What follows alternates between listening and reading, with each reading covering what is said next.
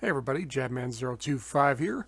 Today I'm taking a look at the Full Mechanics Calamity Gundam.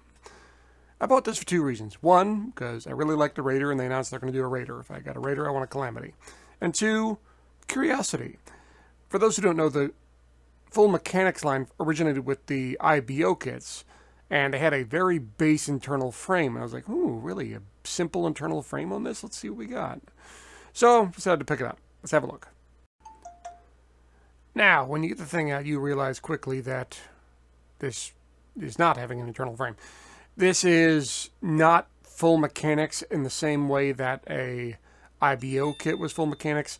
This is an RE100 kit that has been renamed. That's what this is. Very simple construction, very minimal internals, but I will give it credit for being very detailed. There are some bad seam lines on this thing, but it is very detailed. I love the chest. I like the movement on the shoulders. It's got lots of detail in this thing. You can see pipes and lines, lots of panel lining to do. The arm kind of stinks, especially when we hold the shield, which I'll talk about later. It wants to pop off all the time. But those vents on the fronts, the look in the face, the V-fins, granted a good chunk of that stickers, but still very well detailed, if simple kit. I thought there would be some base internal frame or very simple one, because that's what the full mechanics were in IBO. That is not the case. This is RE100. They just changed the name. That's what this is. Legs, very simple, very basic. Simple knee bend. I was really impressed with the top of the kit. The bottom of the kit is pretty simple. Very little movement. Some nice ankle movement. Not much in the way of the foot. Not much in the way of the knee. Yeah, it's pretty basic.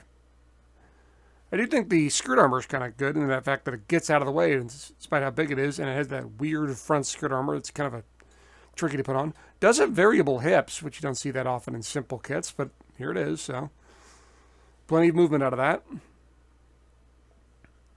But yeah, legs are here.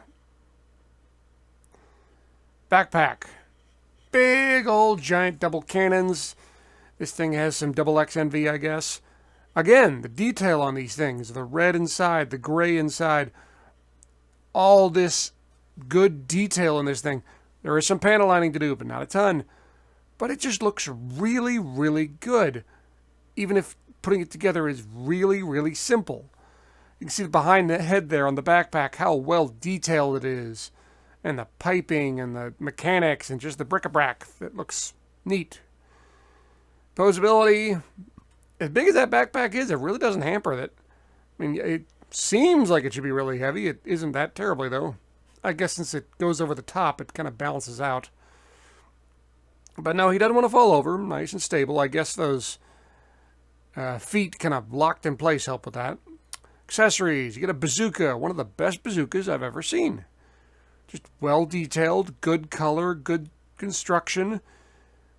Like I said, really, really detailed. You can build it in about a minute.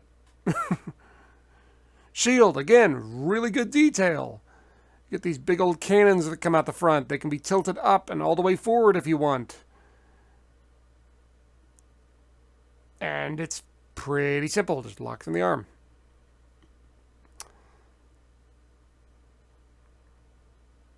Decals, all sticker decals, all nice ones. They work well on this kit. They add something to it. Can he hold everything? Sure. Can he pose with it? Kind of. Can you get a little bit of movement out of the shield? Yeah. Can you hold the bazooka in slightly different angles while moving the big old shoulder? Yeah. Does he want to fall over? No, it's not a problem. But again, that shoulder joint where the arm connects in the shoulder, as soon as you start moving things and posing things, it starts getting loose. Just even a little bit. Just wiggle it too much and move it around, twist it, and it'll pop right off. It will hold it up, but it's getting really, really loose, and it just pops right off. Yeah. So, does it work? Yeah. Will it work for a long time? No. But I keep coming back to this, I know. The detail on this thing is really impressive for an RE100 or full mechanics, you call it what you will. It looks really, really good sitting on a shelf. It ain't a poser. It's not a poser. It stands there, looks pretty. That's what it does. And the build quality is meh. Final thoughts on this kit. I got this thing because of the 3 druggy suits from Gundam Seed. I always liked the Raider the best. If I got a Raider, it looks better with the Calamity riding on top of them in the transform mode. So I said, okay, they're coming out with a Raider. I'll get the Calamity to go with it. If I had it to do over, I probably would have just skipped the Calamity. That's my general rule for thumbs up. If I could do it over, would I still get it? Probably not. It ain't much of a poser. I really like the accessories. It looks really good. The decals are good, and it's got a way more detail than it had any right to have.